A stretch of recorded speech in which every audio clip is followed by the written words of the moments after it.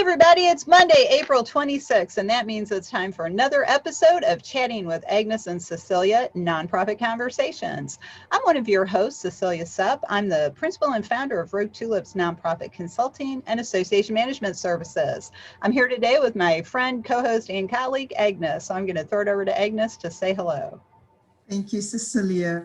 Good morning, good afternoon, and good evening to our global audience. My name is Agnes Amos Coleman. I'm an author and a consultant. Over to you, Cecilia. Great, thank you, Agnes. And we're really excited today to be discussing digital transformation, which is a topic on all of our minds in the 21st century, and not just because of the pandemic. So we are pleased to have with us today Winnie Subramaniam, and I'm going to throw it over to Winnie to say hello and tell us a little about herself. Hello, lovely ladies and our global audience. It's great to be here. I want to start with a gratitude. Thank you, Cecilia. Thank you, Agnes, for inviting me to your podcast, and thank all of our audience taking the time from their busy schedule to listen in. Our hope today is to empower you with some, if not informed decisions, information backed with data, so you can leave this conversation feeling, gee, I can do some digital transformation and take some action. My name is Winnie Subramaniam. I am the founder and the digital strategist at Anvi Labs.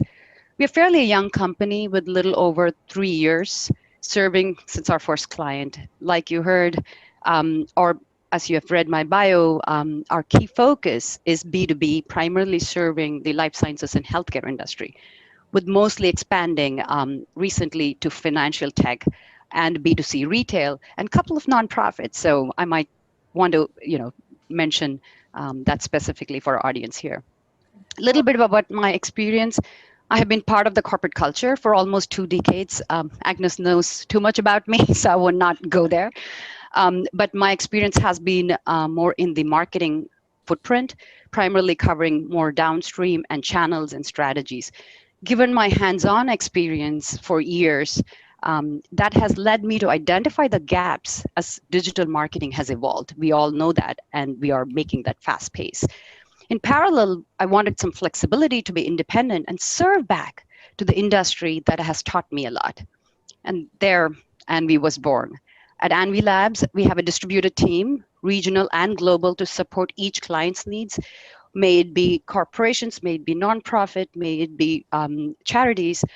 We are supporting 2 of those and match to what their needs are, help them plan, strategize, and based on urgency to getting things done at or within budget. We support small and large projects on demand and function as their extended digital team member. From a personal standpoint, I'm a mother of 2 teens and reliving the high schooler junior's life in this challenging and distance learning COVID era. There is never a dull day.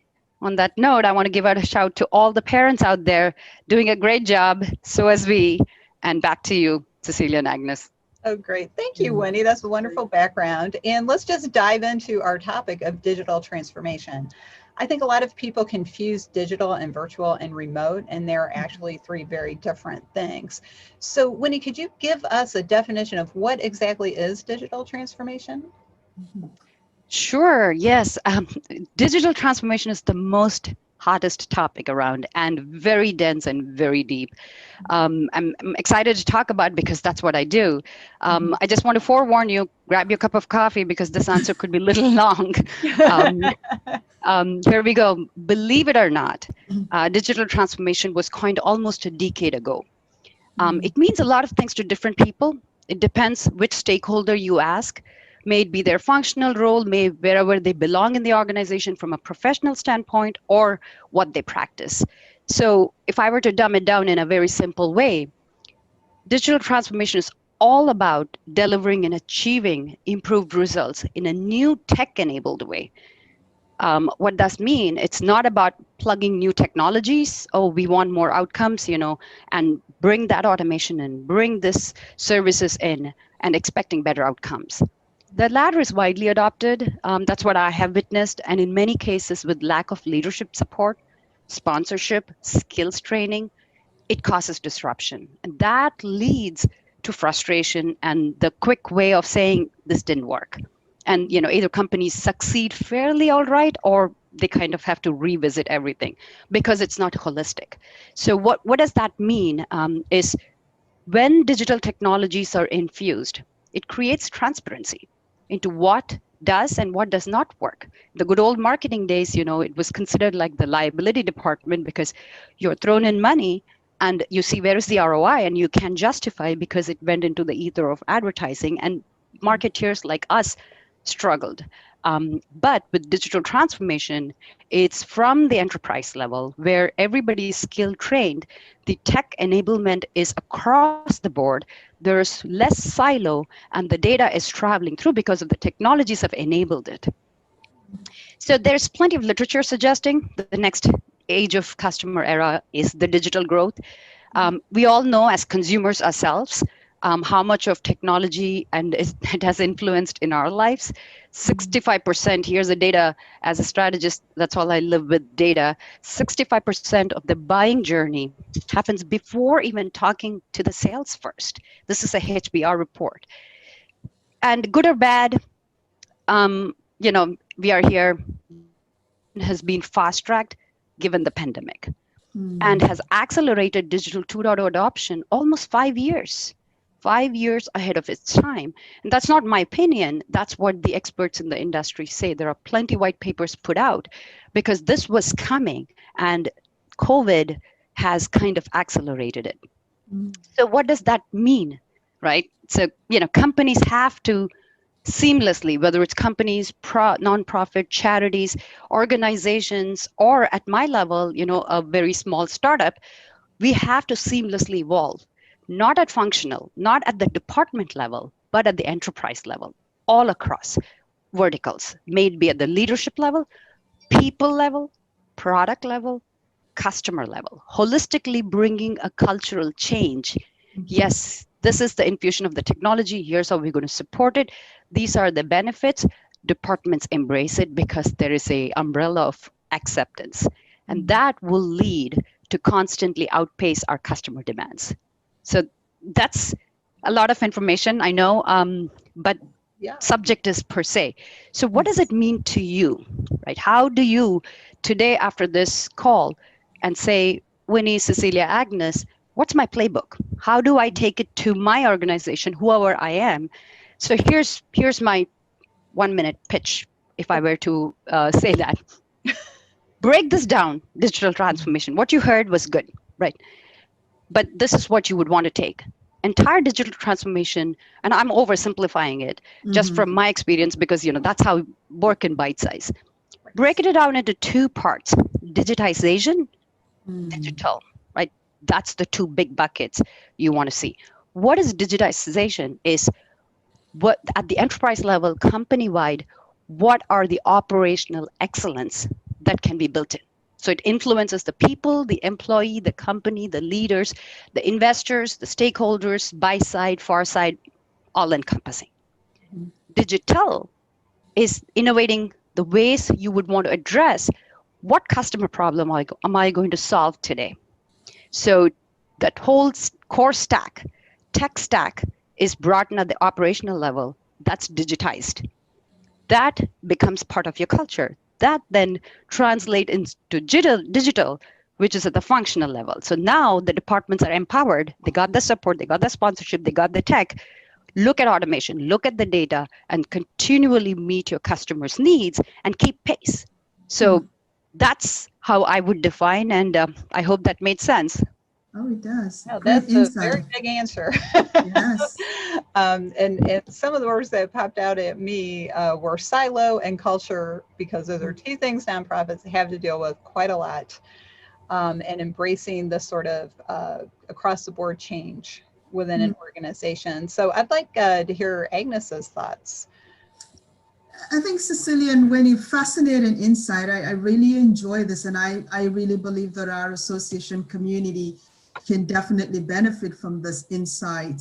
And I'm curious to find out some of the examples of organizations, companies, or industries that have actually adapted this, digital transformation for their success, and even sometimes done it and failed. So can you share some of the insights with us? Yeah, love to. It's when you talk about examples, you talk about trends, you talk about data, you see what's happening out there so you can actually learn best practices. And as a seasoned digital strategist all my life, working for companies and now for my own and for my clients, this is what I do.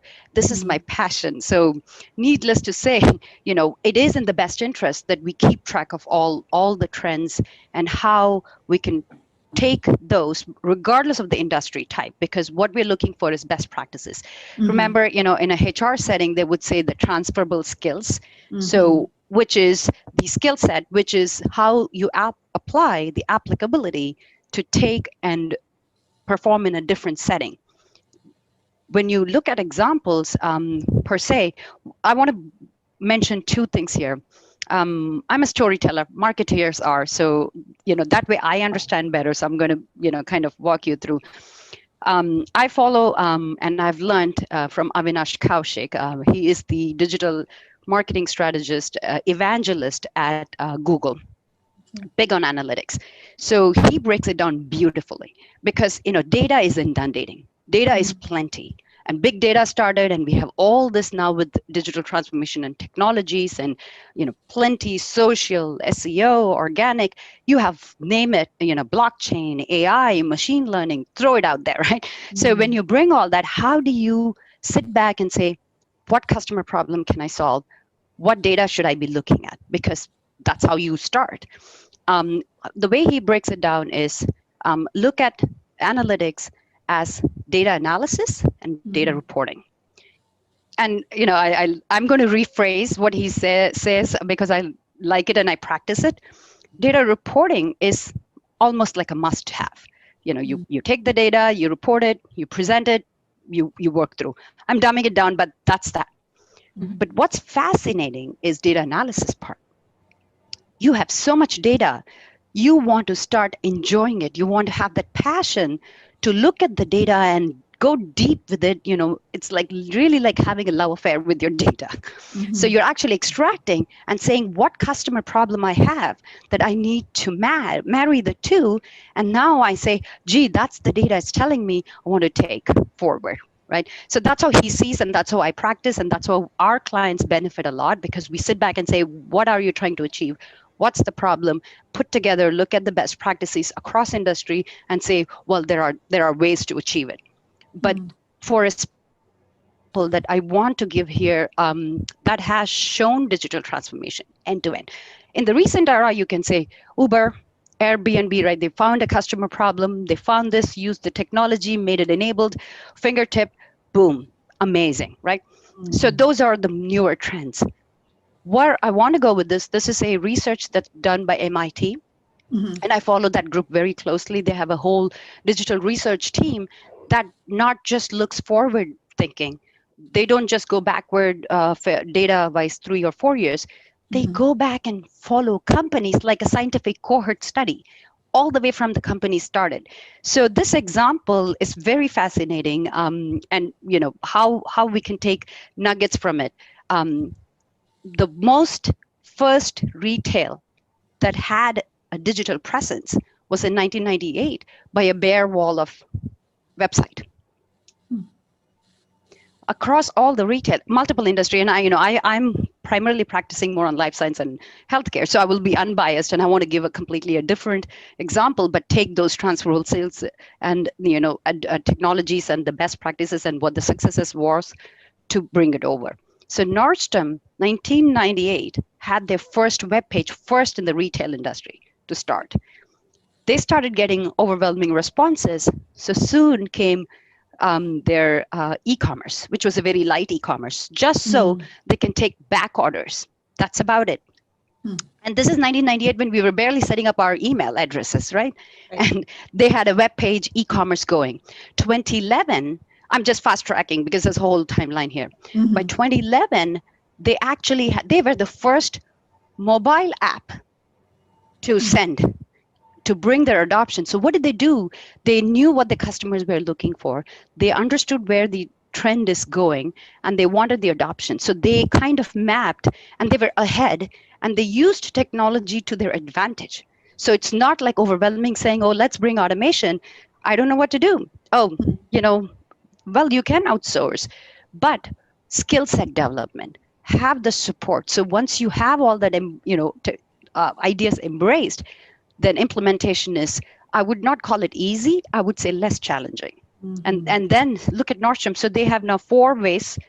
You have a full premium outlet, the real shop. Then you have the rack, because they realized we need to expand. All our customers are loyal to us, but we have customers that may want a cheaper price, may want to, kind of do other things. So they came with rack.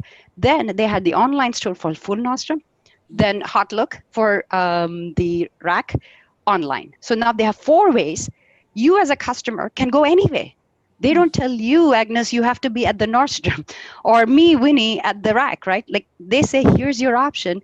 You Mm-hmm. pick customer. So they've enabled the customer, they've empowered the customer. So how would we use that as an example in our setting? So we just have to study the pattern and bring it in.